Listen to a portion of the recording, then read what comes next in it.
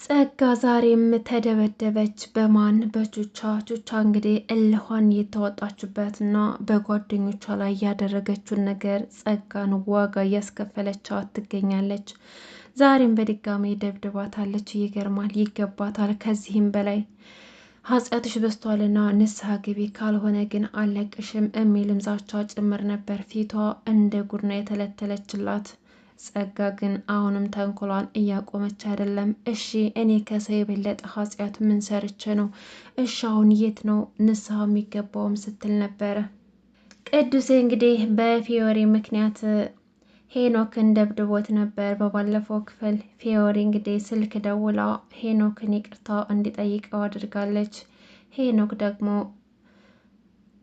ቅዱስ ምን ያክል ፊዮሪን እንደሚያፈቅራት ተረድቶ ለፊዮሪ እየነገራት ነበር። ምን ያክል ቢያፈቅረች ነው እንደዚህ ያደረገኝ?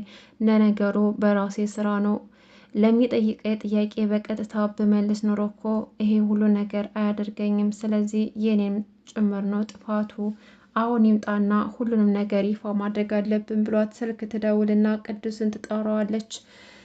መተህ እኔ የምልን ማታደርግ ከሆነ ሀብሉን እሸጠዋለሁኝ ትለዋለች። ከዛም በኋላ እሱም ደግሞ በዛ በሀብል ብዙ ትዝታና እያሳለፈበት ታሪክ ስላለ እንዲሸጥበት ስላልፈለገ ያለችበት ድረስ መጥቶ ሄኖክን ይቅርታ ጠይቋል። ይሄ ደግሞ ምን ያክል ለፊዮሪ ፍቅርና ክብር ስላለው ነው።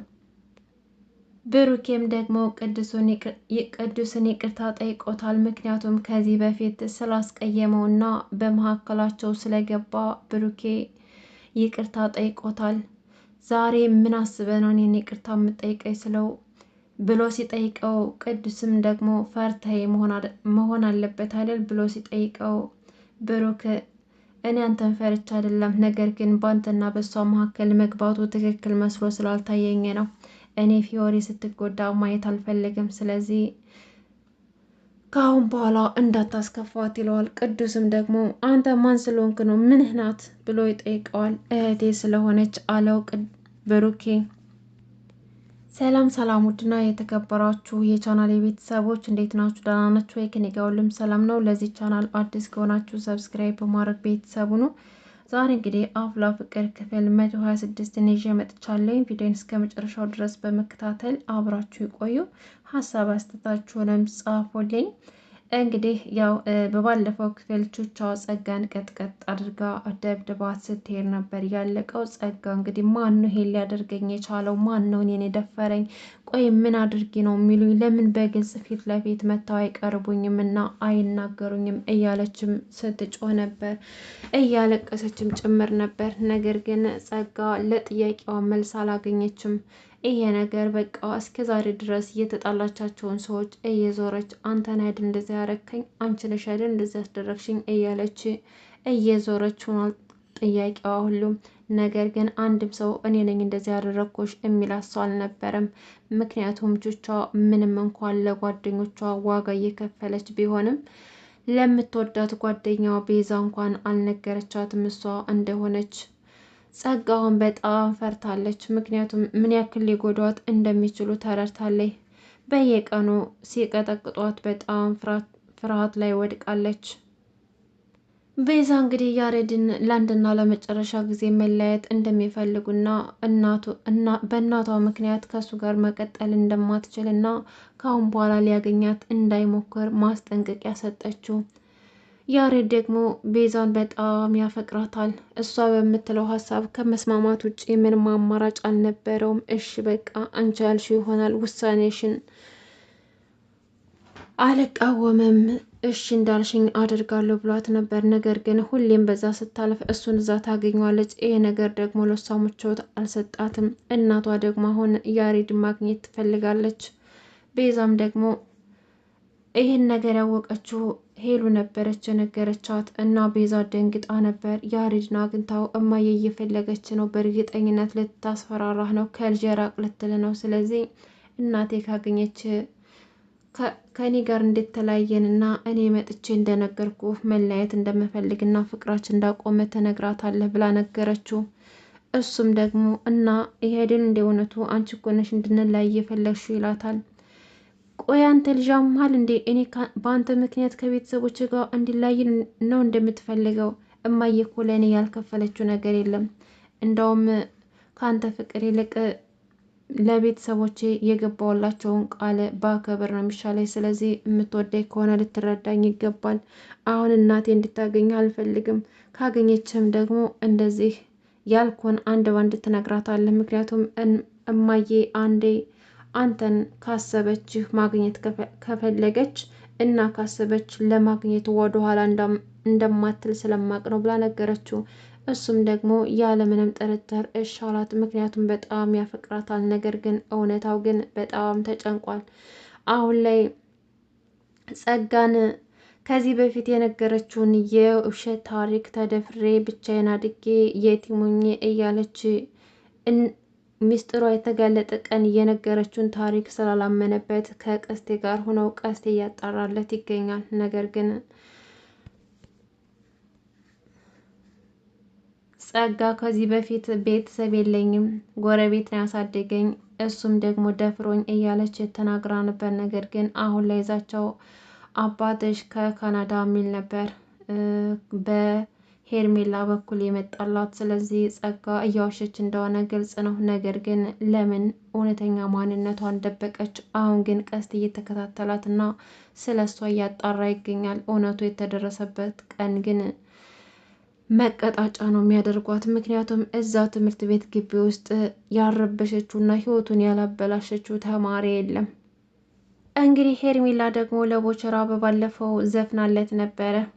ነገር ግን ስትዘፍንለት ጄሪ ቪዲዮ ሪከርድ ስላረገቻት ያንን ቪዲዮ ለተማሪዎች ለግቢው ተማሪዎች ሁሉ አሳይቼ አዋረድሻለሁ ብላ ስለዛተችባት እና ሄርሜላ እያለቀሰች ቦቸራን ስለለመነችው ቪዲዮን አስጠፋልኝ ስላለችው አሁን ላይ ከጄሪ ጋር ሄዶ ለምኖ እሷን ቪዲዮ ማስጠፋት ነበር እቅዱ። ጄሪ ግን እንደዛ ልታደርግለት አልቻለችም። በፍጹም አላጠፋውም፣ አንተ ጅል ያማል እንዴ? ሄርሜላ እች ትርታ የምትላት እኮ በፍጹም አንተን አትወድም።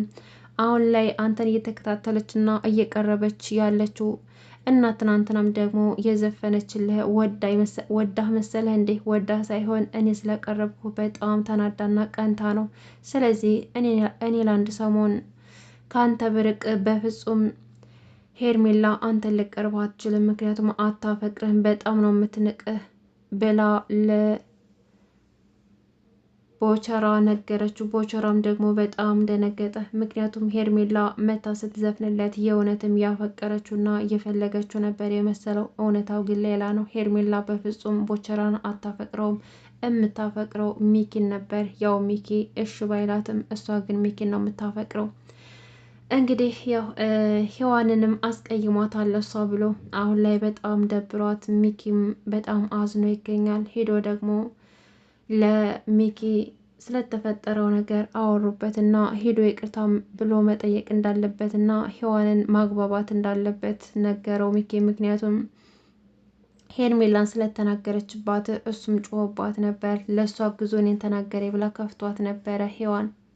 ሶሲ ደግሞ እንግዲህ ዴቭን እያሰቃየችው ትገኛለች። ምክንያቱም ወንድሟ ከዩኒቨርሲቲ በሴት ምክንያት ተጎድቶ መጥቶ አሁን ላይ እሷ እህቱ እንድታፈቅርና እንድትጎዳ ስለማይፈልግ አሁን ያላቸውን ግንኙነት ስላወቀ እኔ ያለኝ አማራጭ ከኔ እንድትርቅ ነው። ወንድሜ እንዲጎዳኝና እንዲቆጣኝ አልፈልግም። ስለዚህ እኔ እናንተ እዚህ ጋር ማቆም አለብን ብላ ነግረው ነበር። ዴቭ ደግሞ ሁኔታዎቹ በጣም ረብሾታል።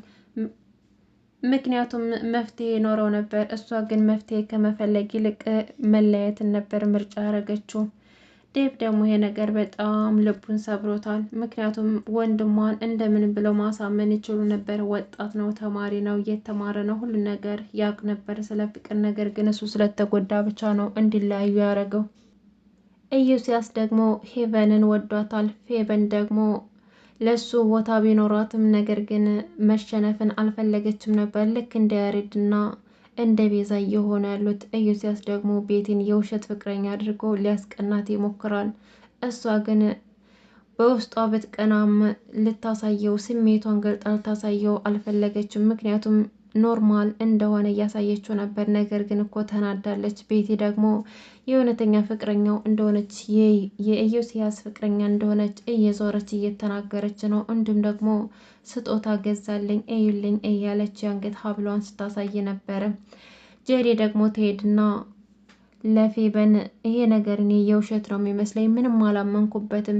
ምክንያቱም ኢዮስያስ ቆንጆ ነው፣ ቆንጆ ፈላጊዎች፣ ቆንጆ ሴቶች በዙሪያው አሉ፣ ለምን ቤቲን የመረጠ ይመስልሻል ብላ ስትላት ሄቨን ደግሞ ፍቅር እኮ በመልክ አይደለም ብላ ትነግራታለች። እሱማ ትክክል ነሽ፣ ነገር ግን በፍጹም እኔ አላምናቸውም፣ የሆነ ነገር አቅደዋል። ይሄን ነገር ደግሞ ያደረጉት የውሸት ፍቅረኛ አድርጎ ቤቲን አንቺን ለማስቀናት ይመስለኛል። ለዛ ነው ሀብሉን እየዞረች ኢዮስያስ ነው ይገዛልኝ እያለች የምታሳየው አለቻት።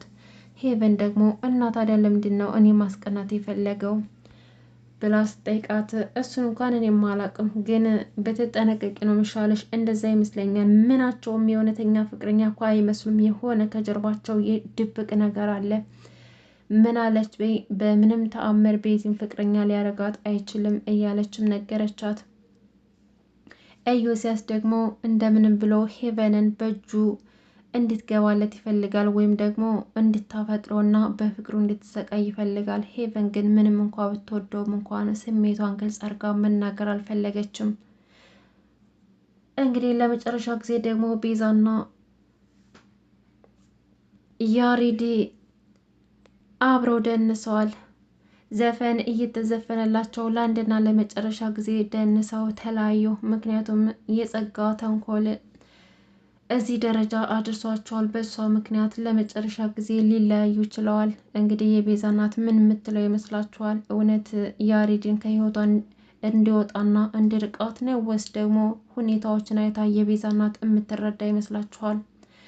ጸጋውን በፍርሃት እየሄደች ነው ያለችው። ዛሬ መጥተው ይደበድቡኛል ብላ በፍርሃት ዞር ዞር እያለች እየሄደች ነበረ። ይገባታል ገና ምን አይታ።